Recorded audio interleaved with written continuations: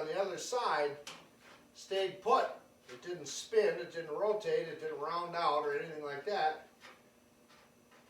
And the bolt stayed stationary, just like I hoped. I love when a plane comes together.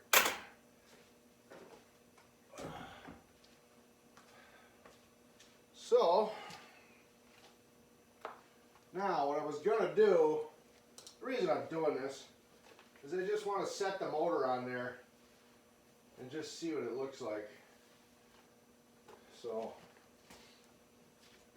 just kind of jumping the gun. I just want to see how big it is.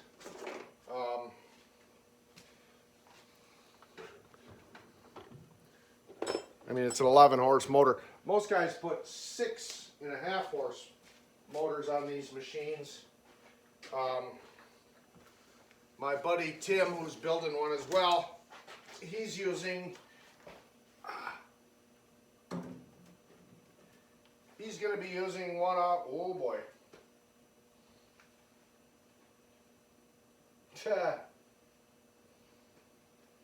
Anyway, he's going to be using a motor off of a snowblower that grenaded on him.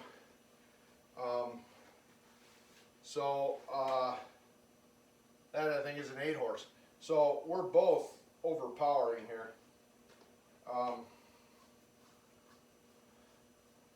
So if I remember right, my chain case comes at, looking at the marks on here, comes at a angle to the front.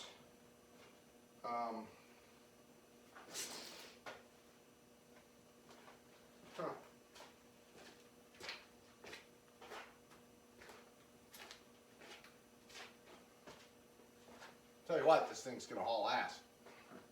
That's a big motor. That's a big motor right there, and that's top heavy. When manufacturers make these things, and there's a few of them out there that do, they're mostly popular in Poland and Russia. They use 20-inch wide tracks on the machines they build. And this is a 15-inch wide. Every snowmobile is 15 inches wide. Can't find a 20-inch wide. So I foresee a problem right now in this thing being top heavy. So the way you turn this thing is when you're driving it, you tip it like this and it kind of carves into the corner. And then you tip it like this and you tip it like that. And that's how you drive it.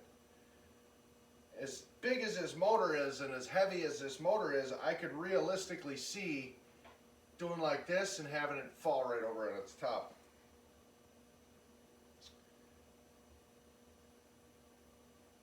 But I don't know.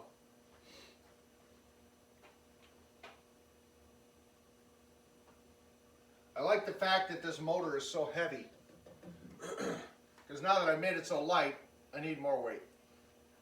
The weight is actually what puts downforce on the snow and what gives you the traction. If you make the machine, I saw some videos on YouTube where people made little tiny, one guy made a little tiny thing out of like a 3-horse rototiller motor or something like that. Just this little tiny unit like that.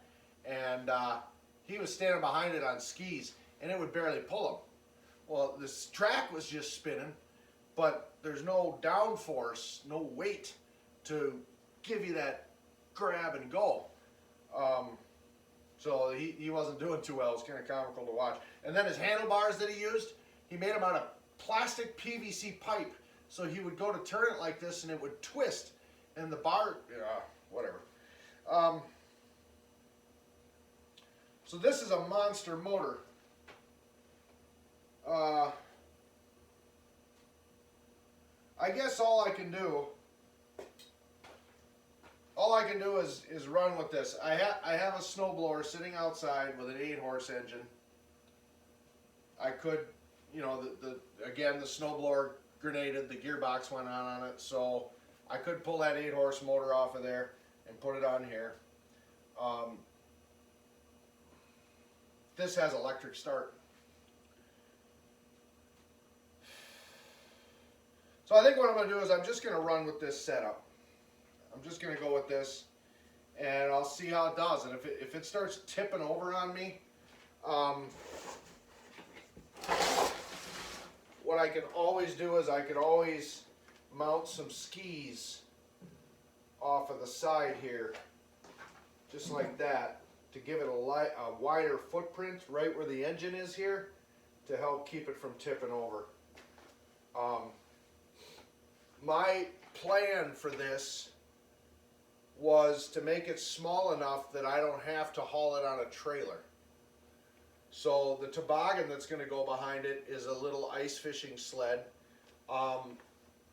From here back is going to be a rack that goes around, comes up about this high, to put pails in and stuff to haul. And then there's a toboggan that goes off the back of this thing that's attached to the trailer hitch, and you stand in it with the handlebars. So it's almost identical to a dog sled team.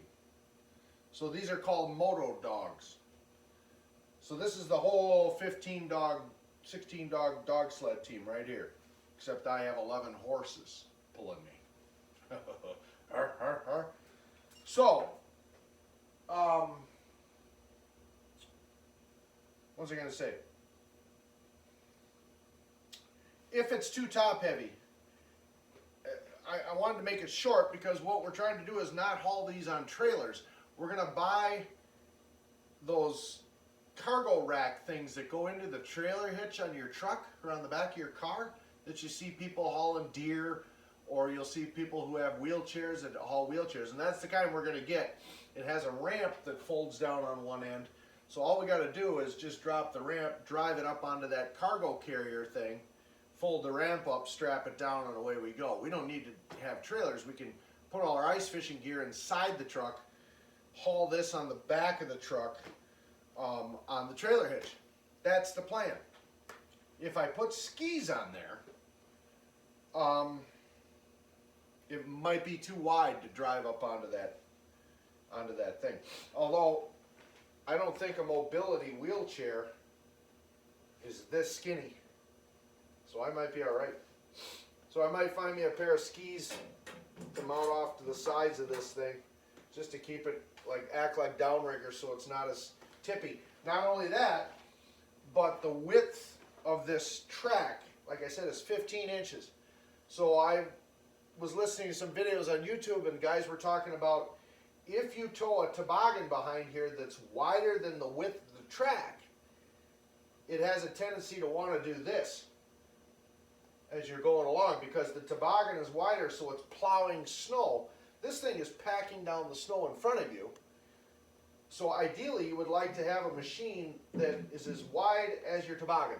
So your toboggan rides right in the width of this thing.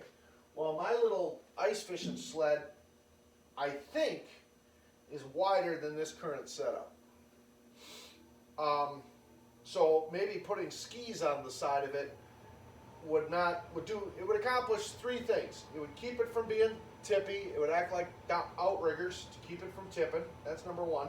Number two, it would widen the footprint so that I could run a wider toboggan behind it and it would track behind the machine.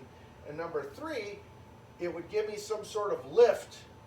So as I'm driving along, when you're driving this thing, you want this thing always to be lifting, all right? You want the nose coming up. Because if the nose goes down, you just dig down into the snow and you're not going anywhere. So it should always be wanting to climb. And if I put skis with curled tips on the front, that might be the ticket. We'll see. I don't know. That's the fun of doing this, you know. You make it up as you go along. Nobody's really perfected it except for Snow Dog, who has a 20-inch wide track. So making one from scratch, yeah, that's what's so much fun. That's what keeps me awake at night.